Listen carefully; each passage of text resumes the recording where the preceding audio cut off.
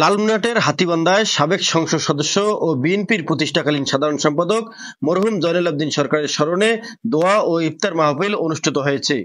শনিবার তার নিজ বাসভবনে ৩,০০০ মানুষের উপস্থিতিতে এই ইফতার অনুষ্ঠান সম্পন্ন হয়।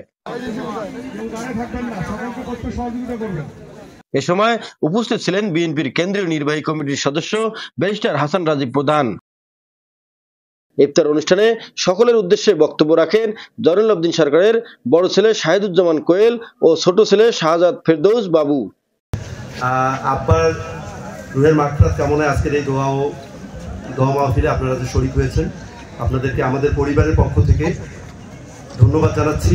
আজকের এই স্বল্প আয়োজনে আপনাদের যে আপ্যায়নের আমরা অংশীদার হয়েছি, আমরা নিজেদেরকে এবং পরিবারের পক্ষ থেকে আমি আন্তরিক কৃতজ্ঞতা জানাচ্ছি। আপনাদের এই সবিনয় উপস্থিতি আমাদেরকে কত যে উচ্চতায় নিয়ে গিয়েছে, মানে আমরা নিজেদেরকে এতটা ধন্য মনে করছি যে আপনাদের উপস্থিতি আমাদের সর্বাত্মকভাবে খুবই অনুপ্রাণিত করেছে। আমরা প্রতি বছর আমাদের একটা ইফতার পার্টি থাকে পারিবারিকভাবে, এবারও আপনাদের জন্য এই আয়োজনটা করেছি।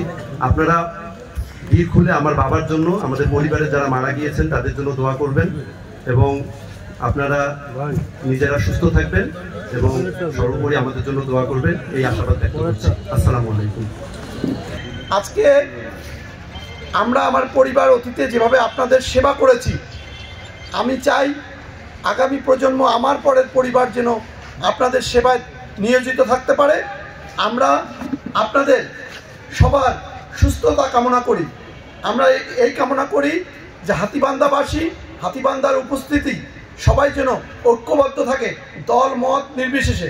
আমরা ভালো মানুষ হবার চেষ্টা করি, ভালো বাসা সবাই প্রতি বাড়িয়ে দেই। আমরা এই কামনা করছি আপনাদেরকে। আপনারা যে এই আজকে উপস্থিত হয়েছেন, আমরা আপনাদেরকে আমন্ত্রণ জানিয়েছিলাম, অনেককেই আমরা টাচ করতে পারিনি। আমাদের যদি কোনো ভুল ত্রুটি হয়ে থাকে আপনারা ক্ষমার সুন্দর দৃষ্টিতে দেখবেন। M A Rahim, news channel 24, news desk.